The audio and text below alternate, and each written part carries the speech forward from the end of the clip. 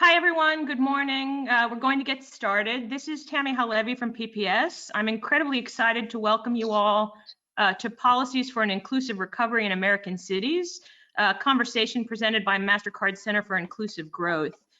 We've got a terrific conversation in store.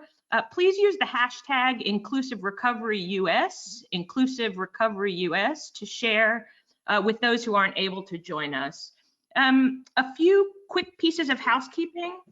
This session will be recorded and we will be distributing the recording and the slides after the webinar. We've got several hundred people on the call, and so in order to manage noise and distractions, participants will be in listen-only mode. We want this to be interactive, so please direct your questions or comments into the chat box. There will be plenty of time for questions from the audience at the end of the session. It's now my pleasure to welcome Miguel Gamino from MasterCard to kick us off. There is nobody better to frame this conversation. Miguel is the Executive Vice President, Enterprise Partnerships, and the head of Global Cities and City Possible at MasterCard. He previously also served as the CTO of New York City. Miguel, welcome. Over to you. Thank you. Thank you. We have to update those headshots, by the way, to the post work from home uniforms that have permanently shaped our headshots, probably. But thank you very much for having me here. And as mentioned, my name is Miguel Gamino. I lead our global cities work here at MasterCard. And I'd like to welcome all of you today. I see the number well over 300 people, so a great group pulled together. Thank you very much for being here. It's sessions like this, convenings like this, of leaders like you across the world and communities across the world to discuss how we can collaborate that are critically important during this time to protect vulnerable populations impacted by this crisis. Through our initiative, City Possible, we've built a unique global network of over 100 cities and counting that convene leaders from across the world with NGOs, academia, and industry partners to identify the common challenges that are best solved through collaboration. And the Center for Inclusive Growth and everybody that's pulled this together are really critical partners to that endeavor. So today you'll hear from academic, industry, and community experts, including Erica Pothig, Vice President, Chief Innovation Officer at the Urban Institute, Bruce Katz, Founding Director of the NOAC Metro Finance Lab and at Drexel University, and a partner in Accelerator for America. And also John Lettieri, President and CEO of the Economic Innovation Group, an innovative think tank based in DC.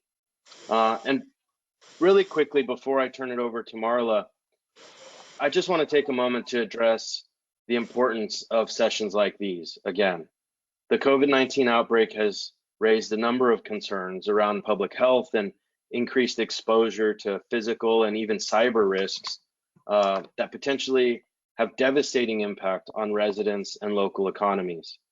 And having spent a lot of time working in local government, I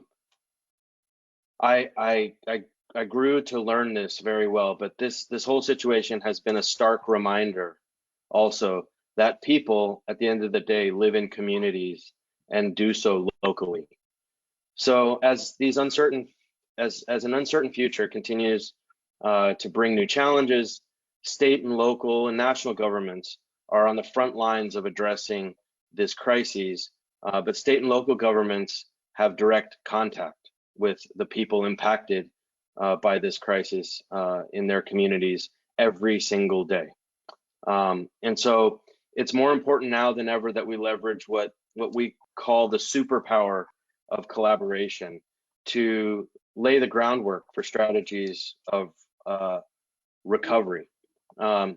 So together we can leverage the power of this community to create more resilient communities and help build a roadmap for really inclusive recovery. And I think the opportunity is to come out of this much stronger than we were before all of this. So thank you again for the opportunity to be here. I'm looking forward to hearing and learning from each of you.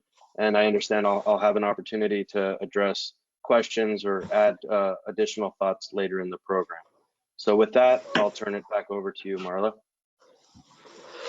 Thank you, Miguel. Good morning, everyone. As mentioned, I'm Marla Blow. I'm Senior Vice President in MasterCard Center for Inclusive Growth. I run social impact for North America, and just for context, the Center for Inclusive Growth is a philanthropic arm of the operating parent company at MasterCard. One of the areas we focus on and are keenly interested in is the economics of place, and echoing much of what Miguel just highlighted, we think deeply and work closely with researchers and others in these spaces about the importance of local engagement, the involvement of public sector leaders in economic development, community corporations in local areas, city leaders from the mayor on down across the United States, and really look at ways to spur inclusive development, inclusive economic opportunity building, and addressing opportunities and bringing capital where we can influence it into distressed communities that too often have not been on the receiving end of capital investment. We think the importance of that is going up in this moment as we look at the devastation that is following in the wake of our economic shutdown and social distancing associated with COVID-19. So I'm very excited to have this conversation with a set of really important thinkers on exactly these kinds of topics. So Bruce, why don't you go ahead and unmute yourself and add your webcam here, and I'll tee up opening remarks from Bruce. And I guess one of the key things that would be interesting to know is, in terms of just overall level setting, Bruce, how do you compare the COVID-19 crisis to other things that we've experienced, right? Do you think of this as something that we ought to put in the context of 2008 and the financial crisis? Do you think of this as something more akin to a natural disaster that has actually hit everywhere all at once? Just give us a little bit more context for this. And for the audience, before you jump in, let me just add, all the slides that you're seeing and all the slides you're going to see will be distributed and made available after the call. So with that, Bruce, go ahead and jump in. Very curious about your thoughts. Great. Well, first of all, it's great to be here with you, Marla, and Miguel, and the whole MasterCard team, and John and Erica. And I hope everyone watching is safe and socially distancing. So we've all been in a search for historic analogies. And obviously, from a public health side, what so many folks have begun to focus on is the 1918 flu, which had a devastating impact in the United States, Europe, and across the world.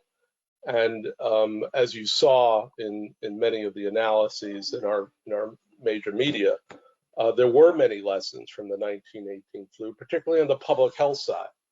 Those places that practice social distancing, that stopped their communal gatherings, like St. Louis, had less health impact than places like Philadelphia that were continuing to hold Liberty Loan parades late into the outbreak. So there are these analogies that we're already seeing play out on the public health side with the 1918 flu. Obviously, a lot of focus on the holding of the Mardi Gras in New Orleans compared to 100 years ago, Philadelphia holding this major parade.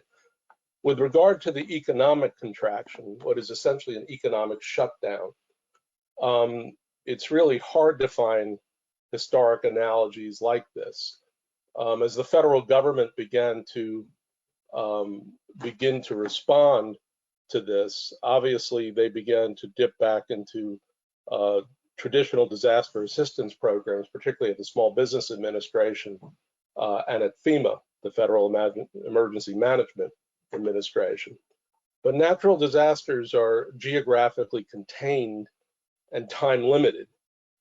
And when a natural disaster occurs, whether it's a hurricane, whether it's a flood, whether it's a tornado, whether it's an oil spill off the Gulf of Mexico, essentially what the SBA and FEMA does is they move literally into a damaged and affected region, set up field offices, set up call centers, and move with alacrity to provide their products both to individuals that are affected and to affected small businesses. So this literally is like a hurricane occurring everywhere in the country. And there's no end to it that has any certainty to it. I mean, today we're all going to be hearing about the reopening of our economy, what the governors want to do, what the president wants to do. But we all know if there's no cure or there's no vaccine, behavioral economics will take hold, and this will be a slow recovery. I think also the analogies with the financial crisis in 2008, 2009 are not exact. That was really a product of financial malfeasance. We still had many sectors of our economy functioning, even though there was significant contraction. I think the most important thing from a history perspective is that when we think about the impact of this shutdown on underserved businesses and underserved communities, I think we realize that history has led us here. If anything, what this period has shown is that there are significant racial and ethnic, health, income, and wealth disparities, which have made enormous numbers of our people vulnerable in so many different respects. For the last month, I've been focusing very much on the impact of this shutdown on small businesses.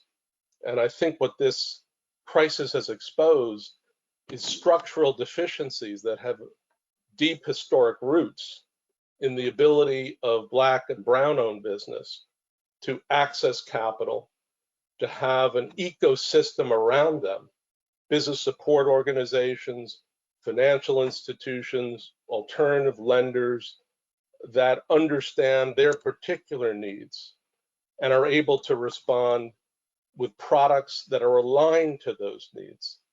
And when we look at the starting point for this crisis, for example, with Black-owned business, Black owners of small businesses are underrepresented compared to their share of the population. They tend to have very small businesses, in many respects, sole proprietorships or few employees. They have less revenue. They have less cash reserves. And again, unlike the small businesses that to some extent the SBA loan products have been geared to, which are businesses that have mainstream financial institutions, many of our Black-owned businesses and Brown-owned businesses just exist really at the periphery of the mainstream system or beyond it. So to tell you that, from my perspective, the real historic analogy, it's not an analogy, it's what has led us to this point. Going back to redlining in the 1930s, going back to a financial system at all levels of our society that basically has ensured that large numbers of our people and large numbers of our small businesses do not have access to the kind of capital that's being offered. Let me just say, and then we'll come back to this, it is very important not just to review history, to absorb the lessons, and then just to move forward without any change. I think it is absolutely critical right now, I mean, literally this week, that we begin to open up the distribution channels for relief to both workers and businesses, expand beyond traditional mainstream financial institutions, go deep into the smallest of our small businesses, because that's where we're bound to find Black-owned and Brown-owned businesses. And as we come back in a further part of this webcast, I'll talk about at least one proposal that my colleagues at Accelerator for America and myself have put forward so that we can begin to get capital to the people and to the small businesses that desperately need it. Thank you very much as an opening salvo. Thank you, Bruce. That's really interesting. And I actually want to ask just one short follow-up Yeah. right now in the middle of this before moving on to John. In other cases, if you're using natural disasters as an analog for the economic side of this, and I like the idea of the 1918 flu as an analog for the healthcare piece, and using natural disasters, but in this case, a natural disaster everywhere. How did businesses, and in particular minority-owned businesses, recover when you've looked at natural disasters where they're localized? How have small and African American-owned businesses, minority-owned businesses in those communities fared in a recovery in those instances? Well, if you look at our natural disaster response, whether it's Katrina, whether it's Sandy, and many other extreme weather events that unfortunately are now occurring all the time, I would say that large numbers of fragile businesses go out of business. SBA has been criticized in natural disaster response for being too slow, and again, not having products that are necessarily aligned to the needs or the financial structure of these very small businesses. They tend to focus on loan products, and many of these small businesses have an aversion to debt and don't really have trust in mainstream financial institutions. That's not where they have their relationships. So if you look back at the history of the response to natural disasters, it isn't pretty. And once a business doesn't just shutter for a period of time, but literally fails, goes out of business, the rebuild period, the recovery period for that business and the communities in which they're located will be stretched out. And so that's why there's been such a focus by John and others on ensuring that we preserve as many of our small businesses as possible, because if we don't, this rebuild, this rebound is going to be very painful, very slow, particularly for disadvantaged communities and these very small businesses that really are at the periphery of the mainstream system. Thank you. Really good, really interesting comments. Let's turn to John. Actually, that's a great lead in. John Lettieri, who is the CEO of the Economic Innovation Group here in Washington, D.C. Thank you for joining us, John. Really good to have you here. You and your team at EIG were early to identify the patchy recovery that followed 2008. In particular, you really highlighted the geographic differences and the implications around that in that recovery. What do you anticipate looking at this time around? And again, as a reminder to the audience, John's slides and all the slides you see here will be distributed following this webinar. What do you anticipate looking at and analyzing this time around so that we can experience a more inclusive recovery after this crisis? Thanks, Marla. It's great to be with you. We're going to look at the same things that we evaluated with the aftermath of the Great Recession. And we're going to be particularly focused on evaluating whether the response to this crisis does better at filling the blind spots of our response to the last crisis when it comes to the inclusivity of community economic growth and how much of the country is actually benefiting from the national recovery. And then to Bruce's points, we're going to look at entrepreneurship and new business formation. Those two elements, which I'll talk about more in my slides, were really two of the most disappointing aspects of the recovery from the Great Recession. And in spite of a record national economic expansion, we really didn't see a recovery in those two areas. Distressed communities, their recession continued to go for years and years into the national recovery.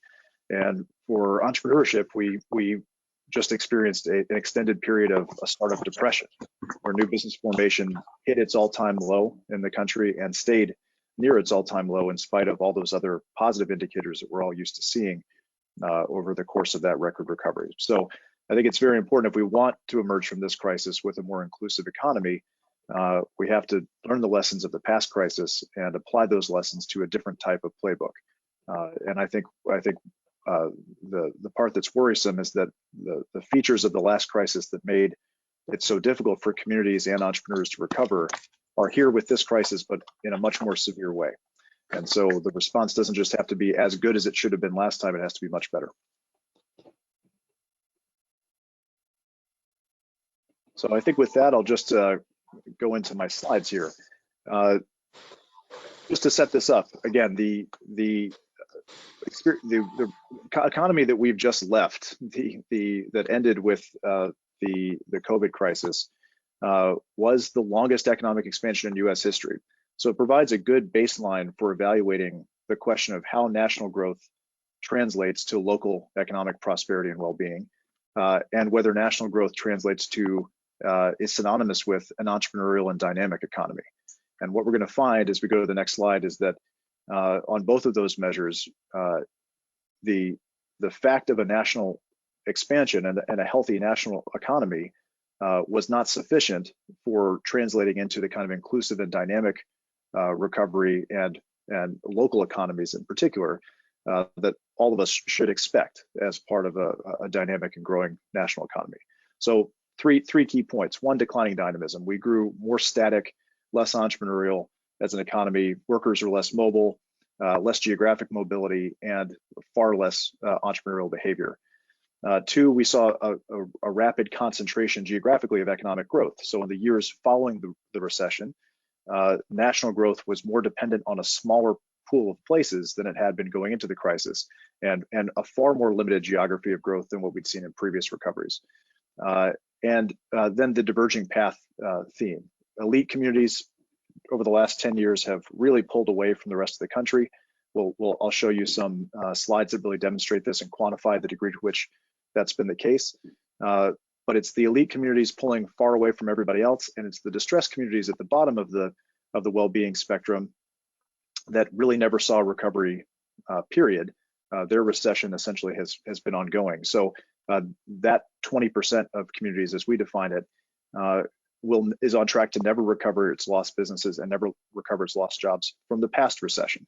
And so we have to be mindful that as we go into this next crisis, that the most vulnerable communities in our country never fully recovered from the last crisis more than a decade ago.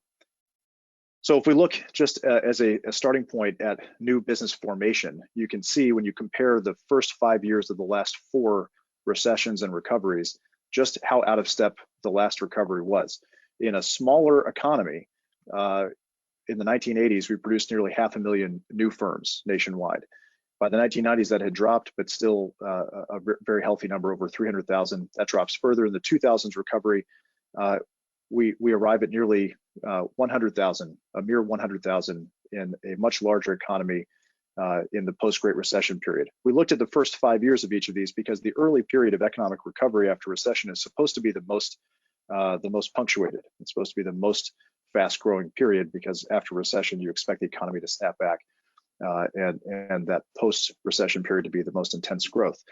And as you can see on this one very important measure of the net growth of the nation's stock of firms, not just at the rate, but the scale compared to previous recessions and recoveries, the economy was rather abysmal. We'll look at the next slide. As we think about the startup rate, you can look at the firm birth and death rates prior to the 2008 recessionary period. We saw a really rapid collapse in the startup rate with the onset of the financial crisis.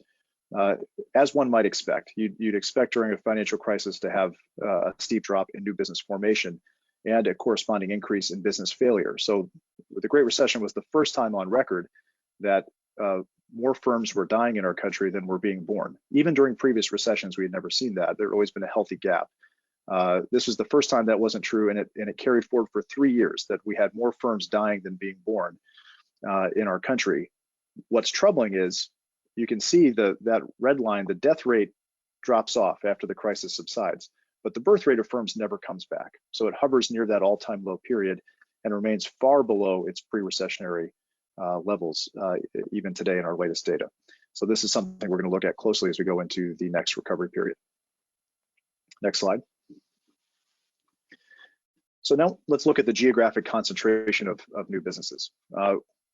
We have a product called the Distressed Communities Index. This is a flagship research product where we heat map the well-being of communities across the country. So we look at every zip code, every county, and we can evaluate across 7 different indicators the overall well-being of those communities across education attainment, business formation, job growth, median incomes, poverty rates, et cetera. And we then look at how those different types of communities, we break the country into 5 quintiles. We can look at how they experienced the recovery and how much they benefited. So if you look at that blue line, that's the prosperous 20%. And if you look at the cumulative change in business establishments going all the way back to the turn of the 21st century, this really is a story of prosperous communities driving all of the meaningful national growth in firms and outlapping the bottom 80% of communities combined. But more troubling is that those distressed areas are on a long and slow and steady decline. So they're in between recessionary periods, they're treading water, but with recessions, they're seeing a pretty steep drop off. And so if you think about the implications here, and we go to the next slide, where the businesses are, that's where the jobs are going to be. So since 2007, since the crisis, if you look at the cumulative change in jobs, those reflect where the businesses were concentrating. So dramatic concentration in prosperous areas of net new jobs. And as we look at the bottom, that lowest quintile, again, on track to never recover the lost jobs of the Great Recession. That's how they enter this new crisis. Look at the next slide. So to Bruce's points earlier, this crisis is going to take a staggering toll on existing businesses. It's also going to take a staggering toll on new businesses that would have been born during this period. We'll look at that in a moment. But one stat that really drives this home is that for half of businesses, they have less than a 15-day cash reserve. So their buffer, if they have to stop operations, which almost never happens, but it's happening now across the country, is about 2 weeks, 2 weeks of cash reserve before they start to risk insolvency. If you think about that stat and you compare it to how long we've already been in a shutdown around the country, it should be no surprise that we were seeing a wave of permanent closures of the most vulnerable businesses, but ones that were nevertheless viable. These were not failing businesses for any reason that were reasons that were endogenous to the business itself. This is from an outside shock.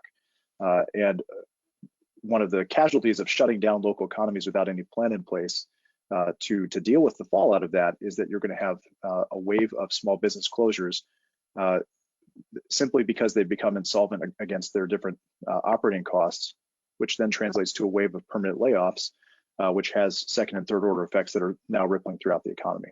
Now let's look at the next slide. So again, it's not just the businesses that are closing, it's the new businesses not being born. Here we look at applications for businesses. These are business applications to start a business. And we can track these over time by region and against the previous year's period. And we see this is a staggering decline that just captures what we were seeing in March. So I expect these numbers to continue or get worse as the new data comes online. But this represents the cohort of businesses that would have been coming in to fill the natural birth and death cycle of the business community that's going to be missing here, at least for a period of time with this crisis. So again, we have to focus on both sides, preserving existing businesses to the degree we can, and making sure that the environment for new business formation is strong so that we can have a strong recovery alongside. Next slide. We think about the types of businesses that are particularly vulnerable. We've looked at minority and women-owned businesses to evaluate their resiliency and vulnerability. One of the things we find is that for both women-owned and minority-owned businesses, they tend to be disproportionately young compared to non-minority and male-owned businesses. So this is a reflection of a number of different structural factors. But as we think about as a broad category, which businesses are most vulnerable in a downturn, it tends to be newer businesses that don't yet have established networks, may not have banking relationships or strong access to capital. So we would expect to see many of them called first. And when you look at who are the new businesses in our country, they're disproportionately minority and women-owned. Next slide. So I want to speak as I close to 2 elements of the congressional response. One that is in progress but imperfect, and the other that we would like to see as a new baseline for how we provide small business relief in a longer term fashion. So the first, people may have heard of the Paycheck Protection Program. This is a new small business emergency lending facility that Congress established in the CARES Act. It was passed a few weeks ago. This really highlights the disconnect, I think, between what the tools available now and the scale of the challenge that businesses are actually facing. So what the Paycheck Protection Program does is provide short-term payroll replacement cost, payroll cost replacement for businesses in exchange for retaining or rehiring their workforce. Sounds good. It's essentially a loan that converts into a grant if you meet the criteria of the program. The problem is payroll is only one of the many expenses a business faces.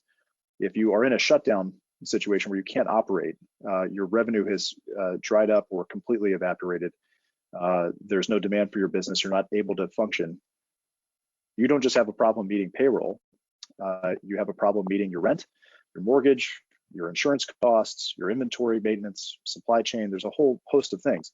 Congress has staked everything on a program that only solves for one of the leaking holes in the ship of small businesses.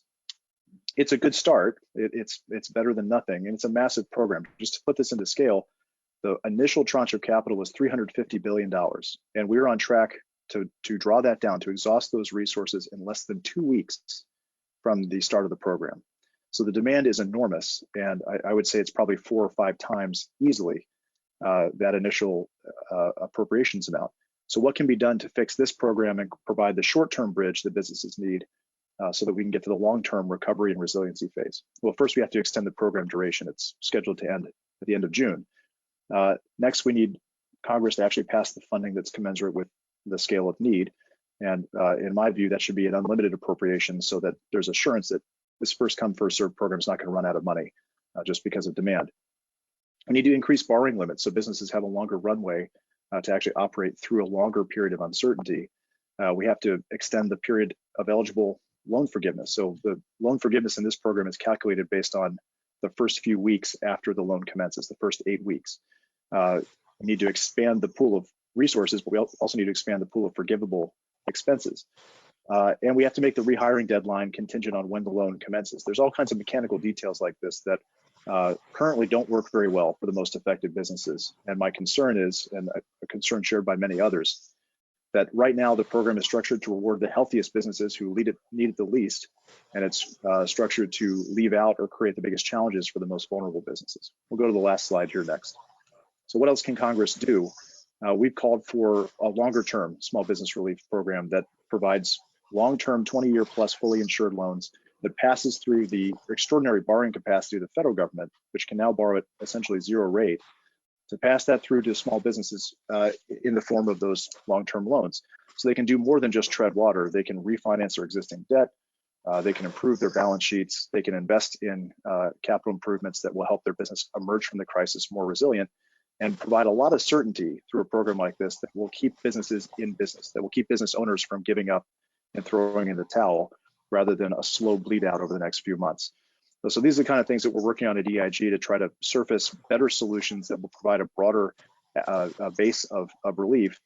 And if you combine that with the kind of things that Bruce is talking about, pushing resources down to the state and local level so that they too can reach even more vulnerable businesses where state and local government is best positioned to reach those constituencies, that has the makings then of a much more broad and inclusive framework for how we rescue this critical part of our economy.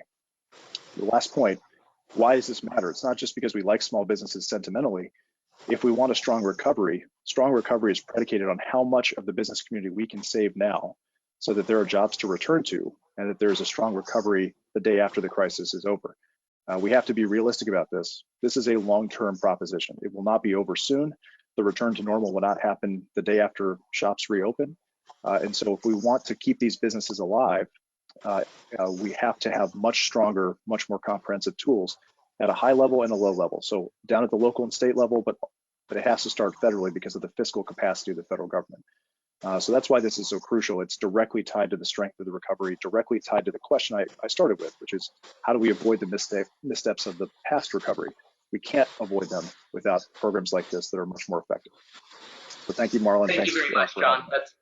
That's fantastic. Thank you for those comments. And had at least one question come in during your remarks, and so I want to just ask you one more, get you back up so you can respond to one of the questions that came up, and then also lob one in myself. So you started off talking about entrepreneurship and using entrepreneurship and new business formation as a measure. Can you just give a little bit of context for what metric you're actually using there, how you're measuring that, and you're thinking about how that is the best barometer of business, of entrepreneurial behavior in the economy? And then I'll have one more for you. The gold standard measure is new firms. Firms have a physical establishment and they have employees. So that's how you measure that. There are other types of entrepreneurial behavior. You can be entrepreneurial in a an attributional sense, but not be an actual entrepreneur. But I'm trying to be very specific here. We have new firms play a historically important role as the drivers of competition within the economy, as the massive new job creators. I mean, the one stat that tells you everything you need to know is that it's new firms, not older established firms, and not just small businesses, but new businesses that drive the majority of national net job growth every year. So small businesses that are well established and big businesses that are well established on net tend to actually shed jobs. It's the new businesses that create the new job growth and create a chain reaction throughout our labor market that creates more labor market opportunities, especially for less skilled and less attached people who are just getting their foot on the first rung of economic opportunity and job experience. So that's why we look at new firms in particular. There's of course many other ways to measure entrepreneurial behavior, but that's the most critical single one. But really, no matter how you look at it, entrepreneurial behavior is down. And if you look at it generationally, for example, millennials are the least attached to either starting or working for new businesses of any generation at this point on record. So the trend lines are moving the wrong direction no matter how you look at them. Wow. Well, one other question for you before we move to Erica and bring her into the conversation. You mentioned that during the Great Recession, 2008, 2009, there was sort of this massive falling off a cliff of new business birth rates. I'm wondering if partly that was informed by the fact that housing was the source, sort of the recession itself, and home equity lines of credit and borrowing against your house is one of the primary ways that new businesses get funded, contrary to popular belief where people believe that venture capital and other forms of capital are the beginning capital into small businesses. In most cases, it is in fact related to home ownership and using homes as potential sources of capital.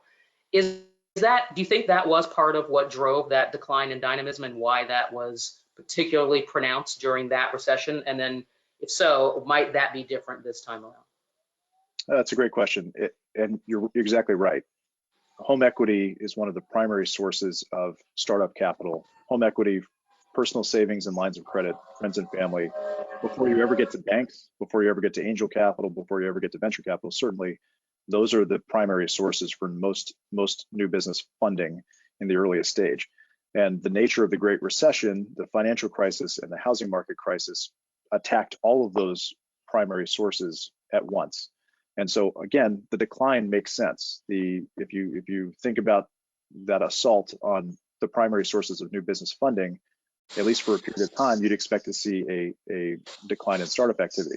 What doesn't make sense is that as the housing market rebounded, as people's personal savings rebounded, as their credit histories improved, you didn't see a commensurate return to normal with where we've been.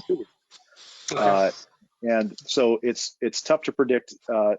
It's tough to predict how the housing element's going to be affecting startup activity this time around because we just don't know yet.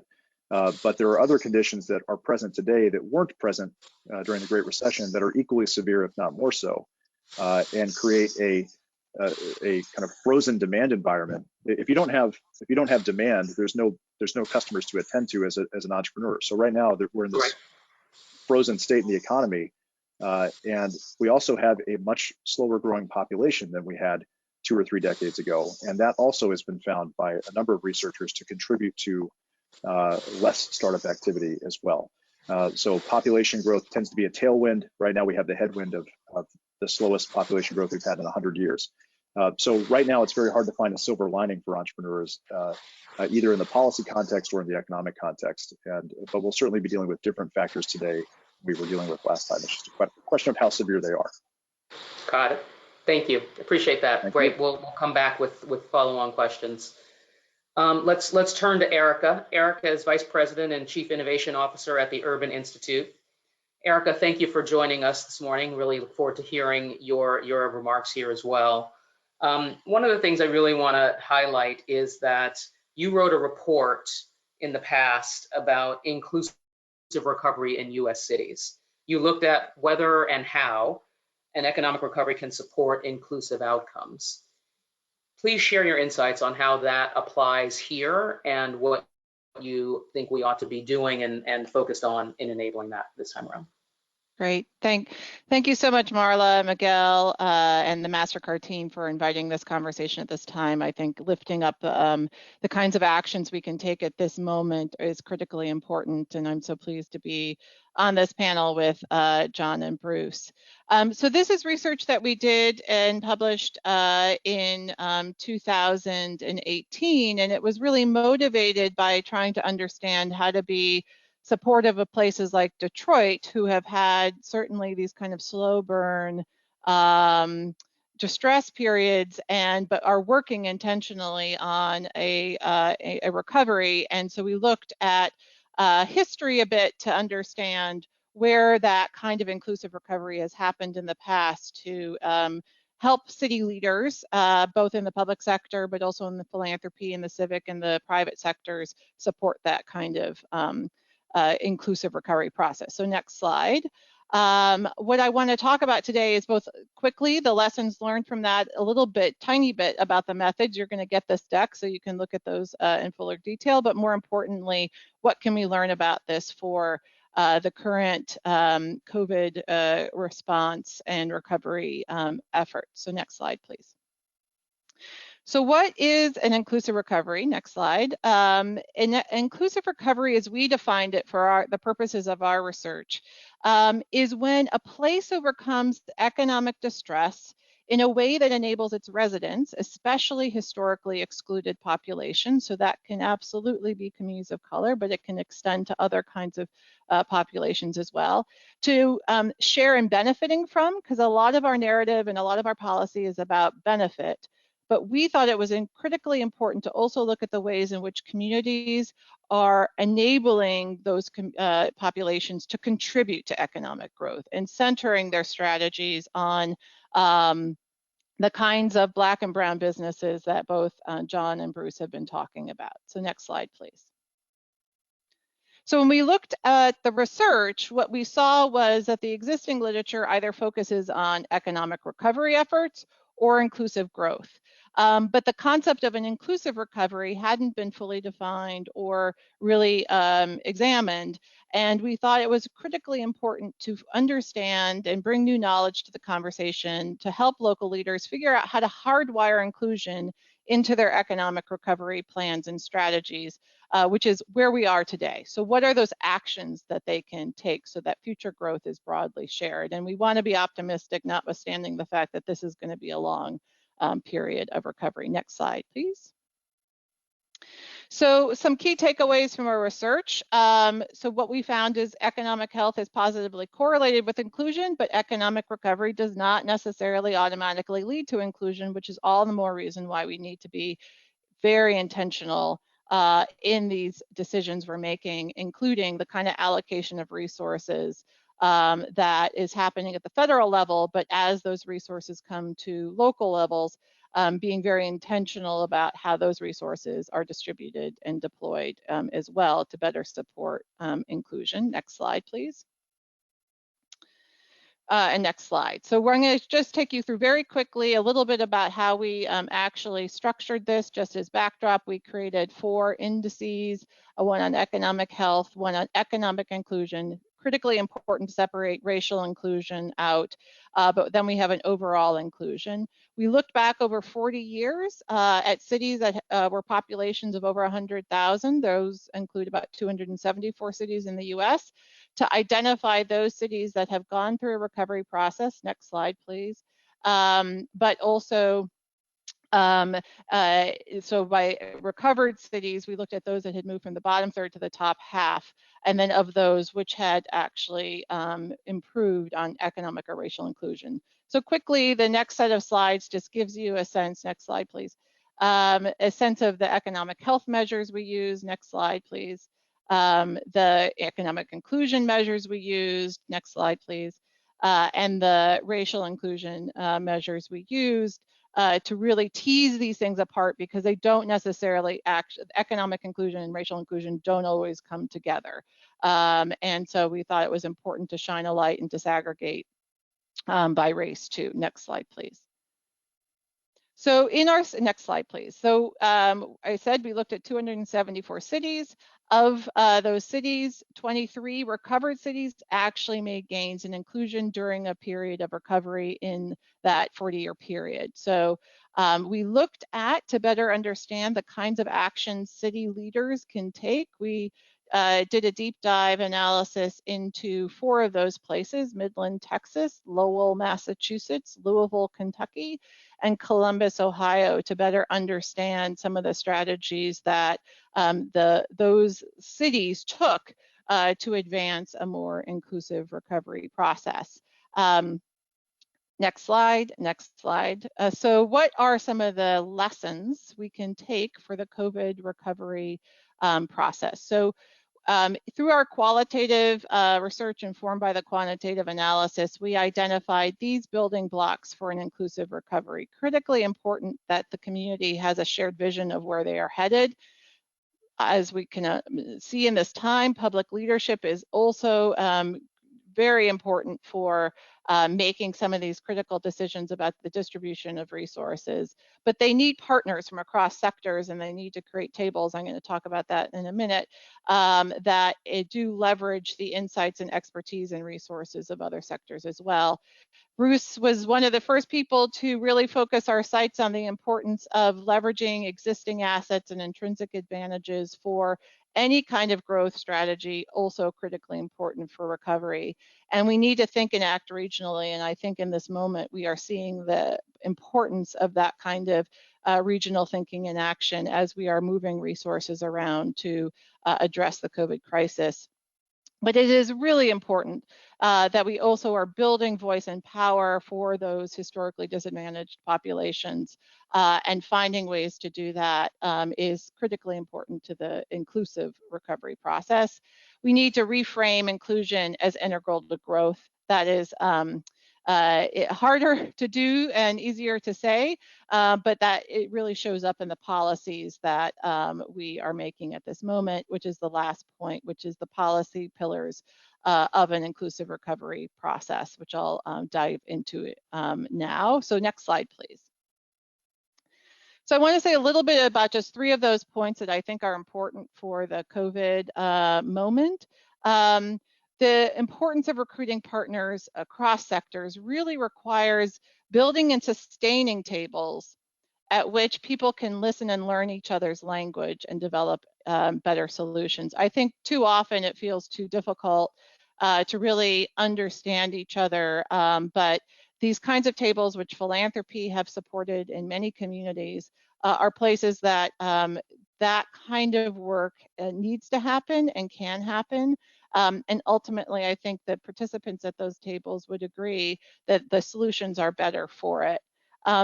But for those kinds of tables to be successful, you really have to value the lived experience and contributions of people regardless of real and perceived status. And this means that private sector leadership has to value public sector leadership, but critically important also are the community organizations and other perspectives of people who have been hardest hit by this crisis, that they have voice and participation at that table as well. But all of these things need to be really motivated by the shared vision and goals. So next is building power and voice, and that requires an explicit focus on racial equity and being very intentional about not just inclusion, but what it means to have more equitable outcomes as a part of our policy community. And this is where philanthropy can help to invest in community institutions, services, and organizing that ensures that that voice is present. But ultimately voice is not sufficient if power isn't also supported. And I think in the current light, one of the ways we see this is obviously in the fair representation in elections, where representation sometimes really lags, and I think is critically important now, but also as we think about the census in this moment, and ensuring that that is a fair process is also something to be considered right now.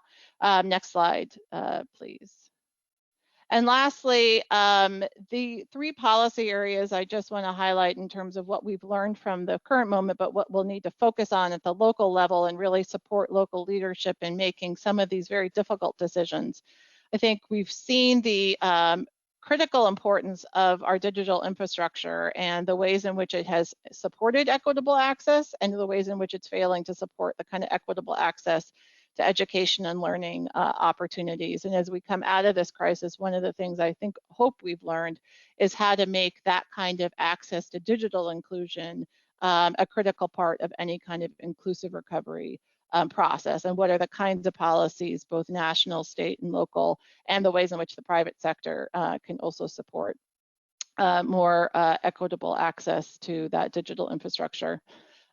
Cities are making really tough decisions now as tax revenues have declined, and they're looking at their budgets and they're making some difficult decisions about what are the things that they support and continue and what things they cut. The Philadelphia Fed did some really important research at the last recession and looked at some of the choices that some cities in Pennsylvania made, and they tended to maintain support for public safety, but the first things that got cut were the kinds of investments in housing and neighborhood revitalization that many communities that have been left behind critically need. So I think we need some good guidance in thinking here about what are the kinds of investments that are going to support that inclusive recovery and balance those to ensure that Black and Brown communities are certainly not left out, but rather that they are getting the investment they critically need.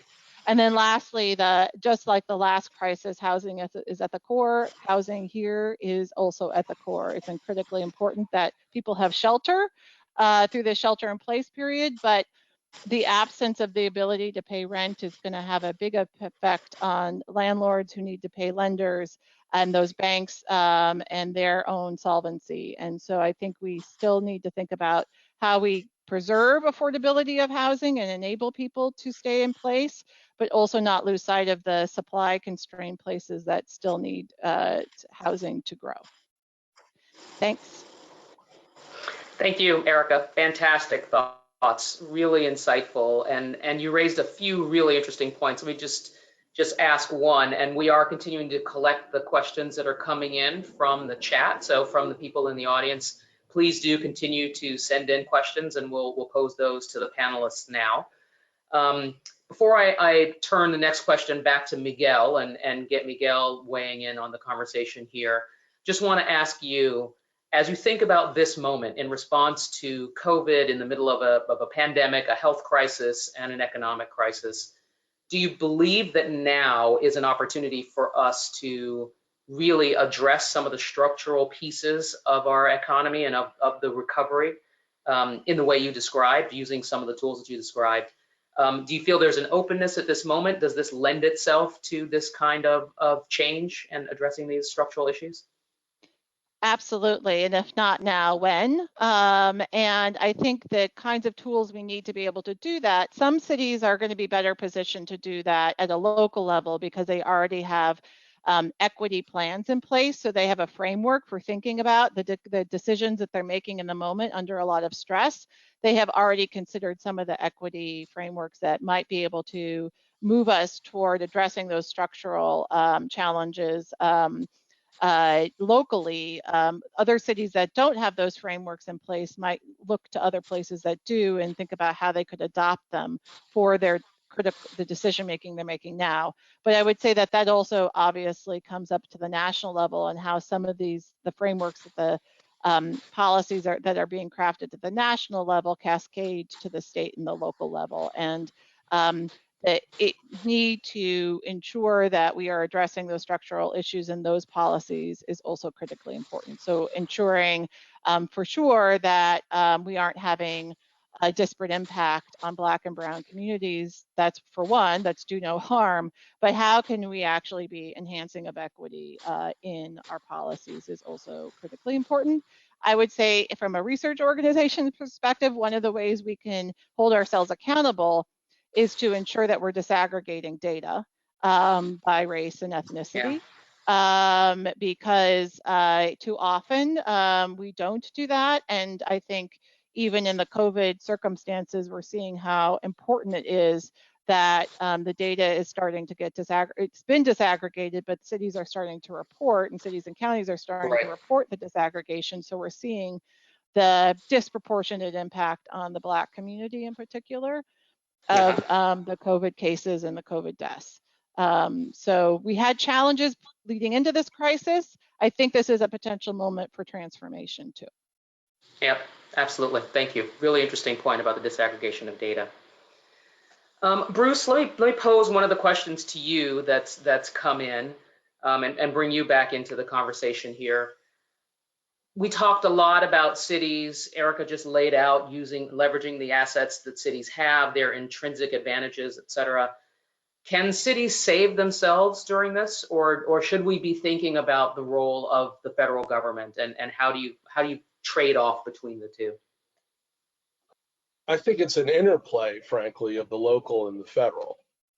These are not either or. So what has happened in this crisis, and we saw this going back a month, is a whole group of cities decided we're not going to wait for Washington with regard to our small businesses in particular, because we know how fragile they are and we know how vulnerable they are. So what we saw going back a month were cities and counties literally begin to set up local relief funds, some run by the city government, some run by public authorities, some run by philanthropies, financial institutions, and even business chambers. And because cities are networks, many of these funds might have been administered by one of those entities, but have received capital from others. So they were really trying to leverage what is the true power of cities, which is this network effect. It's not a vertical one delivery system, it's a horizontal. And that way you can reach more businesses, more communities with the right kind of capital. I think what we need right now is a reverse engineering of federal policy. We need federal policy to basically be a platform for cities to perform at their highest possible level. A week ago, we called for a Main Street Emergency Act that would send direct assistance, $50 billion, to city, counties, and states so that they could top up their local relief funds and focus those funds on those businesses with less than 20 employees or located in low-income neighborhoods that are not getting served by these SBA mainstream loan products. In the next day or two, Senator Booker from New Jersey and Senator Daines from Montana will introduce their version of what we recommended a week ago. And I think this is so critical because what I think Congress is going to do, and John and Economic Innovation Group has really been at the vanguard of this, they will expand the Paycheck Protection Program, and hopefully they'll include many of the fixes that John and his colleagues have called for. But we need more distribution channels. We need to activate literally the entire country and the power and the capacity of our cities, counties, and states so they particularly can reach these most vulnerable and fragile businesses. If not, this frankly is going to be a bloodbath. I think we are going to lose millions of these small businesses, and we're going to wake up after this crisis and wander into our commercial corridors and our central business districts and other main streets and basically look at empty movie sets. The buildings will still be intact. It's not like a natural disaster, but no small businesses will be populating them, particularly those small businesses owned by women and people of color. So we have to act fast. I mean, this is a this week issue, not a next package 2 weeks from now, 3 weeks from now. By that time, these businesses will have collapsed. And I think we have a distribution channel in the US that has not been activated yet. Yep. Thank you. Yeah, really interesting. John, let's get you and let's get you back in here. And we've got a question that just came in for John and Erica both. For cities that want to promote an equitable recovery, what are the leading indicators, data points that city government leaders should look to guide policy and management?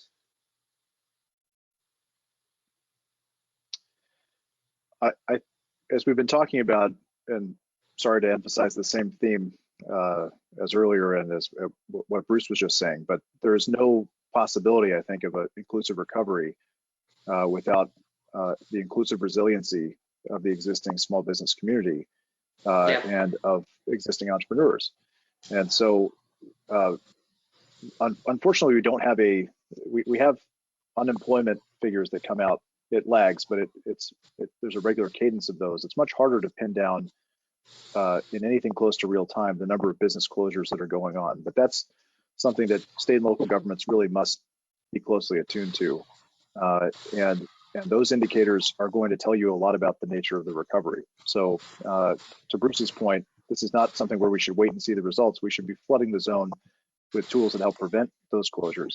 But to the extent that it's happening, we have to be aware and we have to be attuned to the dimensions of that, who's being affected by it.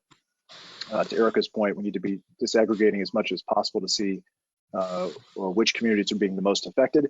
And without that kind of clarity on the data side, it's going to be very hard to precision target policy solutions. So I would say first, let's be aware of what's happening and be prepared with tools on the front end.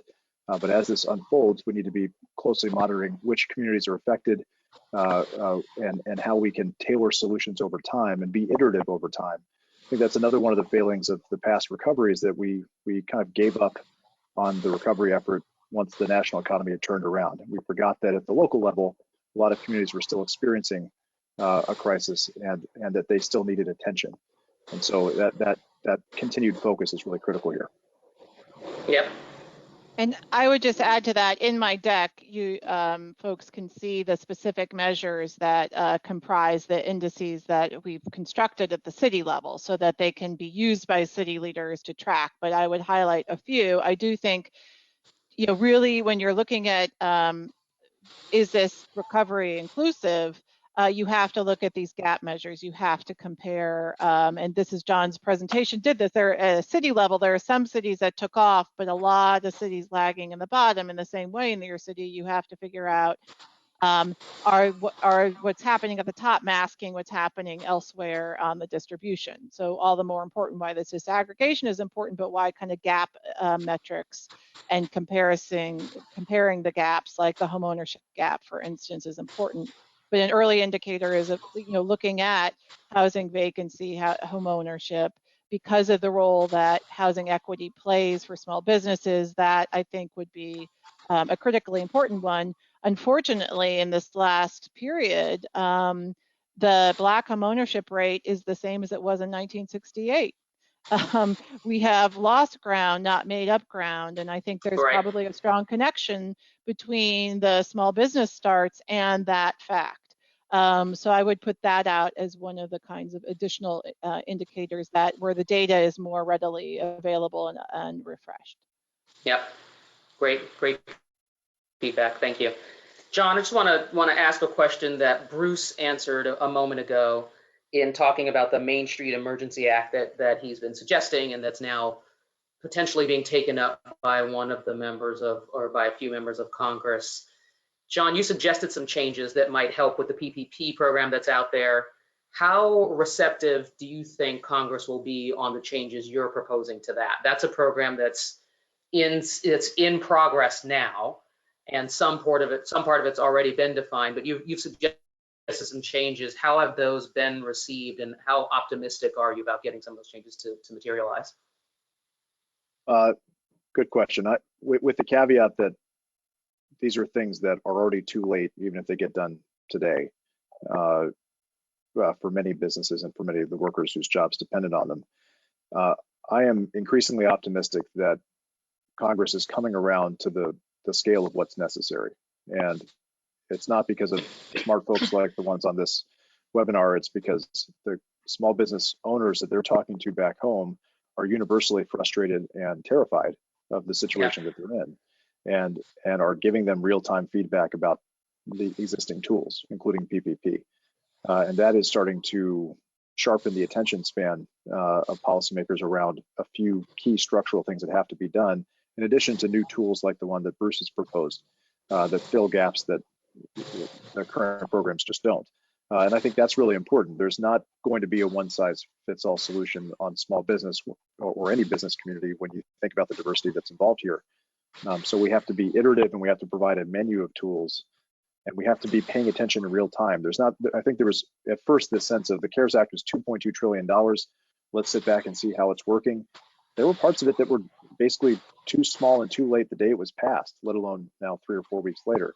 And so that cadence has to be there, that willingness to immediately start working on the next piece. So I'm increasingly optimistic, and I think there's what's critical here is bipartisanship. Nothing is going to get done on a party line vote, and this is a time when you really need national leaders to understand that this is not a red versus blue exercise. And our conversations in the last few weeks have made me increasingly optimistic, though cautiously optimistic still, that we're going to see some rallying around some of those core improvements. Yep. Okay. Thank you.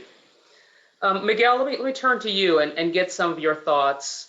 You engage with city leaders all across the country, and you've been in conversations, you've been getting feedback, you've been enabling them to share information with each other.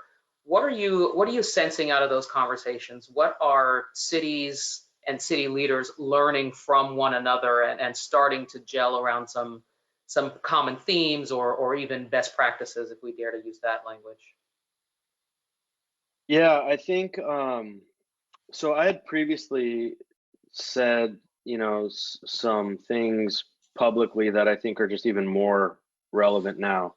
One of those being that I continue, even more so now, hold in very high regard mayors across the whole ecosystem of government, policy, political, legislative, etc. leaders, right?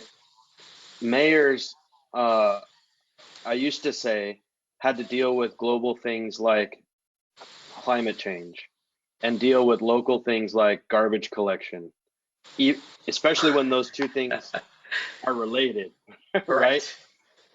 I never used the scenario of pandemic, but I think I probably will in the future, because we're again seeing in real time, in real life, how mayors don't have the luxury of distance and potentially distorted perspective, to the point to the points made earlier about cadence or timeliness and sufficiency and kind of all the themes that are being discussed. But what I am experiencing with mayors is we have to get it done, and we have to get it done yesterday. So this sense of urgency and pragmatism that I think truthfully is where it's at. And I think governors have surprised me, to be totally candid, that they have really stepped up to that similar plate of being operational and pragmatic, and as was just mentioned, to a large degree, not entirely, but to a large degree, setting politics aside, because there are more important things to deal with. So all of that is kind of the framework, I think, or the foundation for action, right? Because you have people who have it in their DNA and in their job description to act and act quickly, and people's lives are impacted and right in front of them, right? They can't deny it. And so it's been absolutely to some extent tiring, and to another extent energizing. We've been working literally 24/7 as a whole collective across MasterCard with these city leaders at that speed, and also energizing because we're putting things into action that maybe previously would have been bogged down in bureaucracy and pontification and politics, that right now there's just no time for those excuses. We have to make things happen now and quickly. And so that has been the energizing part. And the last bit is this notion that previous notion that cities will make more progress by working together and sharing with one another and bringing partners to the table collectively. And I think that is also amplified now. What we've done with Bruce and the Accelerator for America in Los Angeles has been called for by name by other cities across the country and frankly around the world. They're asking for the LA Love project in their own city. And so, you know, recognizing it's not a copy paste exactly, but again, previous comments or ethos in the City Possible framework is that it does adhere to the 80-20 rule. 80% of it, more or less, is transferable, and some percentage, call it 20%, is unique. That's enough to create significant acceleration. And when do we need it more than now? And when are we on the same team more than now, trying to battle this pandemic and the economic impacts as have been made by all the speakers. So cities is where it's at. Cities is where it's being done quickly and pragmatically, and it's where this collaboration is really critically important to achieving, you know, the impact we need to. I also, last point is, I also see tremendous optimism in the eyes of mayors, and maybe you have to be, and governors, maybe you have to be an optimist to be a politician these days, to some degree. But you know, you see this desire to not only get through it, but to come out of it stronger than before. And I don't mean that in like a soundbite kind of way. I mean that in a real way. This notion of inclusion, where we're talking about things, doing things quicker that we have been talking about doing before around financial inclusion. So it's not like we've put aside a previous set of priorities and put those on hold to do this other thing. It's actually really great that it's a consistent set of things. We're just doing them faster, and that's things like reaching everyone everywhere in the communities. It's inclusion. So I think there is that strong opportunity to come out of this as a stronger society, stronger communities across the country and around the world, based on what we're seeing and experiencing with these local leaders. Yep, thank you. Yeah, so you raise an interesting point, and I'm going to pick up on that in a second around everyone everywhere. But before we move off, can you just, for audience members that might not know, what's the LA Love Project, and just give a quick synopsis of what that involved? Yeah, so we basically were engaged by Rick Jacobs and Bruce and the Accelerator team to help the mayor figure out how to help get disbursements out quickly, was kind of the initial question. What it turned into was what I refer to as the donations to disbursements, the whole ecosystem. So we launched with the mayor of Los Angeles, with Garcetti, the ability to donate by hashtag or text message. So if you text LA Love to 21,000, you get a response and you click and you make a donation. It's that simple. They've raised north of $300,000 already, just from individuals. This is separate and apart from, in addition to the kind of high net worth individuals that are making big contributions, but it gives legs to those contributions, right? Those high net worth, high influencer folks can not only write a check, but call to action. And that's been really, really great. And then putting that into people's hands straight, like basically straightening the pipes, right? Getting it as quickly from donation to the people who need it. So they've targeted initially 3,300 families through their Family Source program to be the recipients of the funding initially, and that's already been growing and scaling.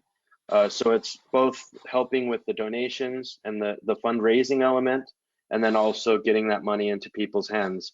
And by the way, when that infrastructure is in place, when those people are given those cards, either digitally, frankly, or physically, that same infrastructure can be used for many of these other disbursements programs. You're not having to go out and connect with those people separately and again, but basically they've also laid the framework for other disbursements programs. And so that's been called for by cities around the country and around, like I said, around the world to be replicated in their communities. Yeah, thank you. So to that point of everyone everywhere, let's talk briefly about parts of the about population segments. And this is for the entire panel. Looking at partly like undocumented workers, for example, right? Undocumented workers represent a large percentage of low-wage workers, and without support, their families, they're getting crushed. So just curious about what you've done in terms of thinking through how support can be provided. Is there a mechanism to get Congress to take notice? Should that be addressed at the local level? How do we think about those often really essential workers and the support that they're going to need and are unlikely to receive based on the current definitions of support that's on the table? Actually, if I could just, because it's a perfect question as to a continuation to the LA story, really briefly. That's actually part of what was to be accomplished there, right? Is they recognized that there were a set of people that whenever the money from the federal government would arrive and however it would arrive, there were still a bunch of people that were never going to be touched by it, whether that be because of how they were employed, self-employed, undocumented, what have you. If they weren't in the system, they were never, candidates for that funding. So I think that the cities not only acted quickly, but initially at least focused on that segment that might never be touched. And I think that might serve to help elevate your question, Marla, about the need for that population to be addressed, up to the federal level. So some learnings from the action locally might be evidence, if you will, to inform the federal level thinking. So just as a continuation of the LA story. Okay. And Marla, I might add to that. I mentioned earlier housing and addressing some of the housing needs that families and individuals have is also critically important at this time. So there are ongoing conversations about how to if we do have more rental assistance, how that would be distributed, and some of those mechanisms are going to lock out folks more than others that may not have documentation. And so some cities are using their own resources to be able to address those needs. They aren't anywhere near scaled the way that, so for instance, Chicago had put $2 million on the table to serve 2,000 households. They got 83,000 applications for rental assistance, just as an example. Ouch. So, Wow. I mean, even if local philanthropy is stepping up, and a lot of community foundations have created special funds to fill these gaps locally, and I think the serving undocumented households is definitely one of the areas that they're seeing the greatest need of focus. To everybody's point, the scale even from philanthropy is not going to meet the great need that we face. So it will absolutely need to be addressed somehow at the federal level, or we just face so many greater challenges of eviction and displacement of people and homelessness. I think the one thing I would say on the reflection on this time is, and everyone everywhere, is this is absolutely revealing to us the inequities I think we all see in the data, the research that we live in our own lives. But I'm also hoping that this moment reveals our interdependencies in new ways that lay the foundation for the kind of structural change that I believe needs to happen. And if we focus on those interdependencies too, and think about how we only get through this by doing it together, and that we need a stronger and more resilient way to be able to do that in the future. I think we can get on the other side of this, but it's also to highlight those interdependencies. And I think this is very much true for the undocumented workers as well. Yeah.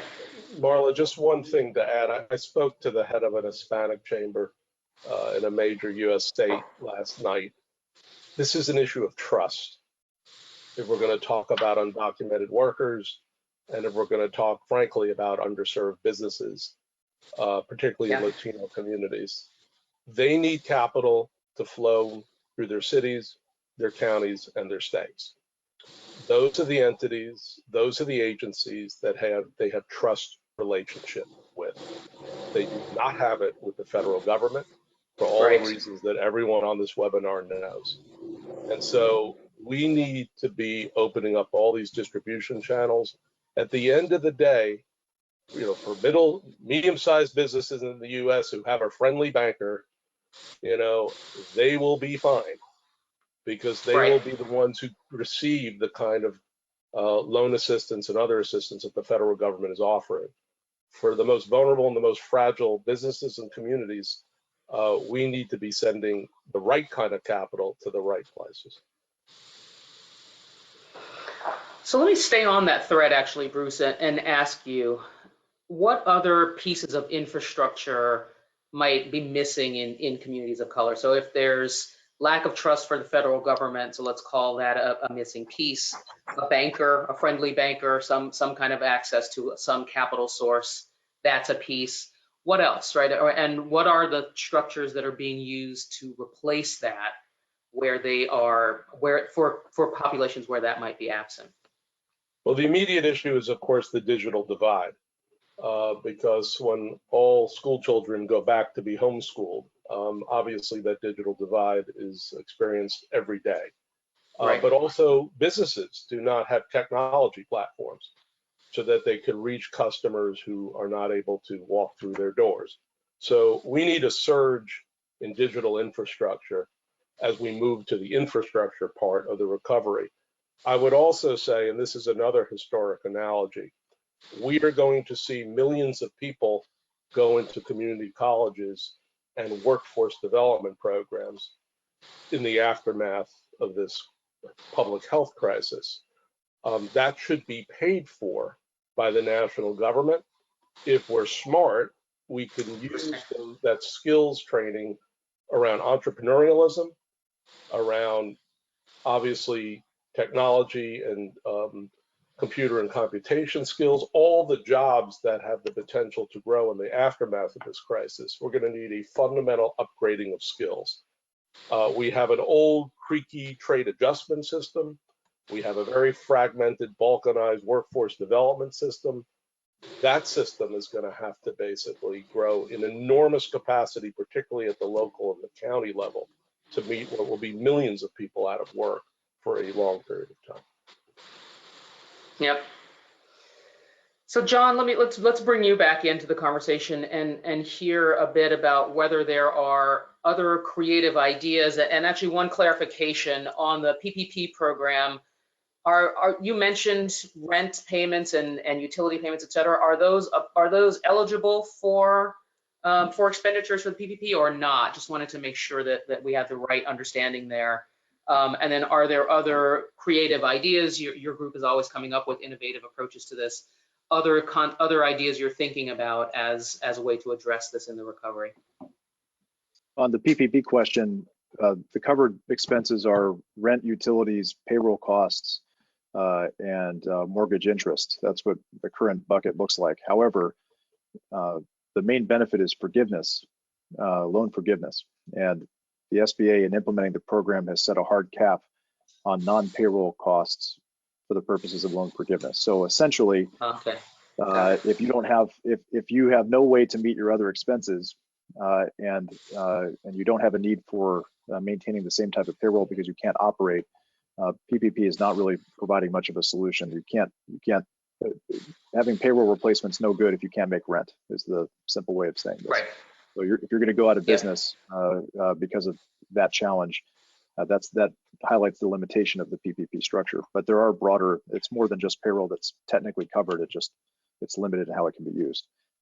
In terms of other ideas, we're thinking a lot about improving the adaptive capacity of the economy itself. And as we think about the recovery period and how we make the business sector and labor markets more responsive to change, more responsive to shock, more able to adapt and evolve in real time rather than waiting on top-down programmatic responses, though they may sometimes be necessary. They're always slow. They're always going to be too slow and too inconsistent. So we need to bake into the underlying components of the economy more adaptivity and more capacity to organically respond in moments of crisis than what we've seen so far. And I think you can think of that in a number of different ways. We've actually seen some of this happening at the state and local level with something as simple as occupational licensing, where medical professionals from one state are being allowed to practice in another state because they have essential skills that are necessary. Well, we should be thinking about how that applies to a normal economy as well. Why we want to create barriers to both entrepreneurial behavior and worker mobility when there's not a clear public interest or consumer safety rationale, which is most of the time with things like occupational licensing. EIG has been working a lot on non-compete reform and making sure that workers have the right to compete in a free labor market without permission from their former employer. And things like that will help dramatically improve the resiliency and adaptivity of the labor market and give workers a lot more autonomy in how they chart their future and apply their skills. So we're thinking about things like that. We're also thinking about how the federal government can provide more tools that are fundamentally intended for state and local leaders. National programs, but intended to put tools in the hands of state and local leaders so that they can adapt and they can mold national solutions to their own circumstances. We're thinking about this in an immigration context and put out an idea there that ties economic benefit of immigration to the challenge that I talked about in my presentation of communities that are really struggling with this three-pronged challenge of business closure, job loss, and population decline, and how we can use a whole different set of tools, including immigration policy, to help bolster the resiliency and dynamism of American communities, and really build on a lot of the great work that mayors are already doing, but just doing without the help of Washington, D.C. So that's a palette of things that we're thinking about, but I think it's really critical if we don't get the adaptive piece of this right, if we don't come out of this with a different playbook for how we empower workers, communities, entrepreneurs to be more resilient, more adaptive in the face of inevitable changes and shocks that are coming, we will have missed the big opportunity of this crisis, which is to learn the lessons that should have been learned during the good times. I think my big regret for this is that we spent a record economic expansion not preparing for the inevitable downturn. And so we can't wait any longer to learn that lesson and apply it now. And John, actually on that point, and then I'm going to jump to Miguel and Erica, but on that point, there were economists calling for a recession and anticipating that we would enter into a recession, sometime soon, right? And maybe arguing that we are due for some kind of correction. Do you have a perspective on whether this recession was just pulled forward by the pandemic that we're experiencing, or is the pandemic effectively the cause and we should be thinking about them together, or is this part of the natural economic cycle that we've experienced in times past, perhaps with a multiplier effect of the pandemic associated with it? Hard to separate the two, but just curious about that. I think the answer to that's pretty easy, actually. This is the most unnatural economic downturn we've experienced in at least 100 years. So I don't see anything as inevitable about downturns generally, and this one in particular. They're only inevitable in the sense that eventually something gets screwed up and it happens, but that's too passive of a view of how these things occur. This is really exogenous. It has nothing to do with the normal business cycle. It has nothing to do with the underlying components of the economy, although it has stress tested some of the underlying features of the economy and exposed weaknesses we might not have otherwise noticed in a healthier period. But the only thing predictable about this is that a pandemic was eventually going to hit again. They tend to do that every few years, and we were clearly not prepared for that, and we were clearly not prepared for the economic implications of that. Yeah. But this, what we're seeing now, should not have happened. We're not, what we're seeing now in terms of the economic fallout was not a fait accompli. It's in many ways self-inflicted, and the unwillingness to focus on what happens just in the context of automatic stabilizers, for example, needing tools that kick in automatically when the economy hits certain benchmarks, so that it doesn't require a congressional vote, doesn't require a negotiation, doesn't require weeks and weeks of time to spin things up. If we had done some of those basic things during the good years, the response would have been much more immediate, and the most vulnerable people in our country would have had much quicker access to the relief that they needed to remain stable. And so again, it wasn't inevitable that we chose not to do that. We just, I think, missed the mark. Okay. Let's talk a little bit about ecosystem and partnerships and broader participation in this. And so Miguel, I guess for you, that question is about large companies, right? Big business. What role can the corporate sector play in this? And then Erica, following on that, really thinking about what are the ecosystem players that you believe need to be at the table and be engaged in order to foster this kind of inclusive recovery that you've laid out. But Miguel, go first. Yeah, I think our Ajay and our whole leadership, our company, right, has been talking for a long time about doing well by doing good. And in this context, just for my own brain, I've crystallized it and have been thinking about the fact that doing well by doing good has become an essential service, right?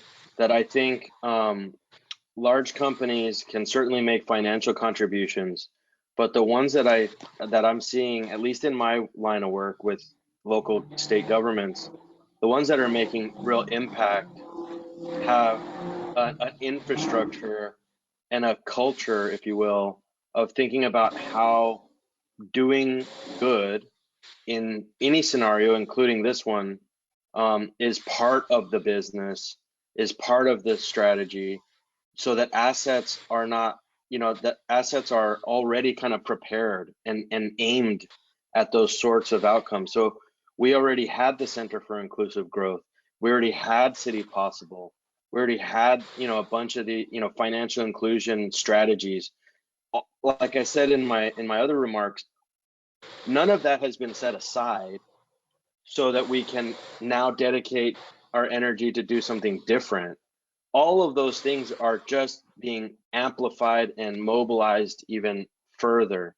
And so I think the learning here for large organizations is to think about how societal impact can and should be part of your business doing well also, right? How can those things be symbiotic? And just as a slight aside, I'll also share, when I was working for mayors, I in the opener, I was the CTO in New York City. Before that, San Francisco and El Paso, all of which to different degrees, but all of which fairly progressive, and some even had strained relationships with the capitalists, we'll call them, right?